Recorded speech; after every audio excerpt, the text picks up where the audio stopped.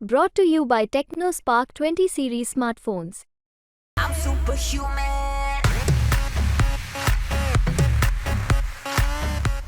बीड लोकसभा मतदारसंघाबाबत अद्यापही शरद पवार गटाकडून उमेदवार जाहीर झाला नाही। मात्र अनेक जण इच्छुक आहेत, त्यामध्ये ज्योती मेटे असतील किंवा बजरंग सोनवणे असतील यांचा समावेश आहे। आपल्यासोबत बजरंग सोनवणे आहेत।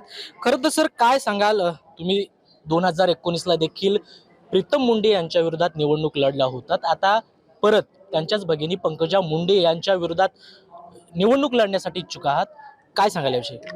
मी पुढं कोण उमेदवार आहे तो भारतीय जनता पार्टीचा आहे। पंकजा मुंडे असोत, प्रीतम मुंडे असोत किंवा आणखी कुणी असोत, प्रीतमताई असतील तरी काही अडचण नाही, पंकजाताई असतील तरी अडचण नाही। ते भारतीय जनता पार्टी या पक्षाच्या उमेदवार आहेत आणि मी आदरणीय शरदचंद्रजी पवार साहेब यांच्या पक्षामध्ये राष्ट्रवादी काँग्रेस पार्टी शरदचंद्रजी पवार या पक्षात 2 दिवसापूर्वीच प्रवेश केलेला आहे। मी त्यांच्यासोबत काम करत असताना जे आदरणीय शरदचंद्रजी पवार साहेब असतील किंवा आदरणीय जयंत पाटील साहेब असतील, जे कोण उमेदवार देतील त्या उमेदवाराला आम्ही बीड लोकसभेचा खासदार म्हणून संसदेत पाठवू। एकूणच बघितलं तर गेली अनेक वर्ष झालं तुम्ही धनंजय मुंडे यांचे कट्टर समर्थक आहात, मात्र आज त्यांच्याच विरोधात तुम्हाला लढण्याची वेळ येते, विरोधक म्हणून उभं राहण्याची वेळ येते। नाही, असं काही मला असं वाटत नाही की धनंजय मुंडे साहेबाच्या विरोधात मी उभारतोय। धनंजय मुंडे साहेब हे उमेदवार नाही आहेत। धनंजय मुंडे साहेब ही भारतीय जनता पार्टीचा उमेदवार, ती जागा भारतीय जनता पार्टीला आहे। मात्र आता राष्ट्रवादीचे 2 गट पडले आहेत। धनंजय मुंडे हे आता तुमच्या पुढच्या विरोधी पक्षात आहे असं म्हटलं तर वावगं ठरणार नाही, त्यांच्या विरोधात आता तुम्ही शड्डू ठोकणार आहात का?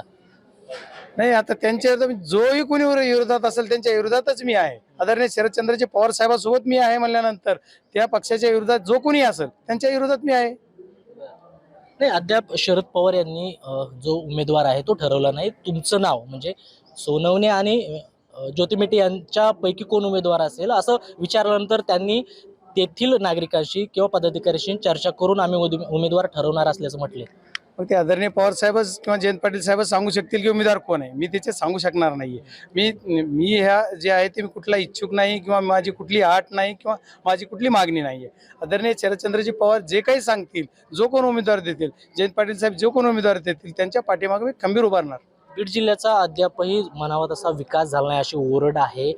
नेमकं याचं जे आहे म्हणजे विरोधक जे आहेत, भाजप असेल किंवा राष्ट्रवादीचे धनंजय मुंडे असतील, यांच्यामुळं बीड जिल्ह्याचा विकास झाला नाही असं वाटतं?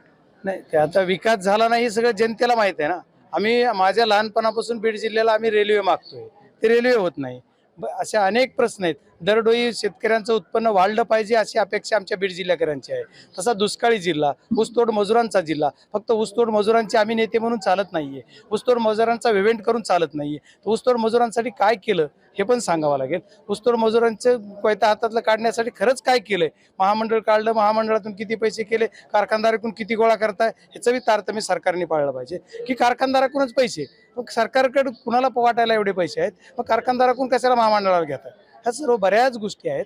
त्याच्यामुळे जसं जसं वेट अँड सी, आगे आगे देखो होता है क्या। मात्र ऊसतोड कामगार असतील किंवा दुष्काळाचं केवळ भांडवल करून राजकारण केलं जाते?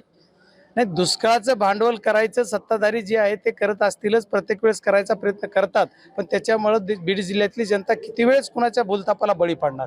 बीड जिल्ह्यातली जनता ही आता सुज्ञ आहे आणि स्वाभिमानी आहे। स्वाभिमान कुणी आपल्या सगळ्या स्वाभिमानाच्या जीवावर सगळेजण काम करत आहेत।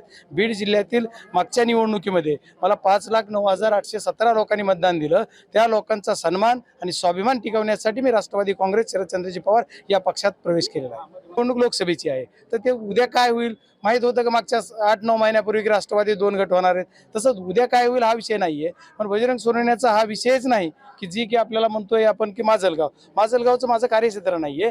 माझं कार्यक्षेत्र केज विधानसभा मतदारसंघ आहे, ते शेड्यूल कास्टला राखीव आहे। त्याच्यामुळे मला तिथं काय त्या कॅटेगरीमध्ये उभारता येणार नाहीये। म्हणून माझा विषय झाला तर लोकसभेला जर आदरणीय शरदचंद्रजी पवार साहेब असतील किंवा पार्टीनं मला जर उमेदवारी दिली तर मी 100% लढणार आणि निवडून संसदेत जाणार। कृष्णा पंचाळ, मुंबई तक, आळंदी, पुणे।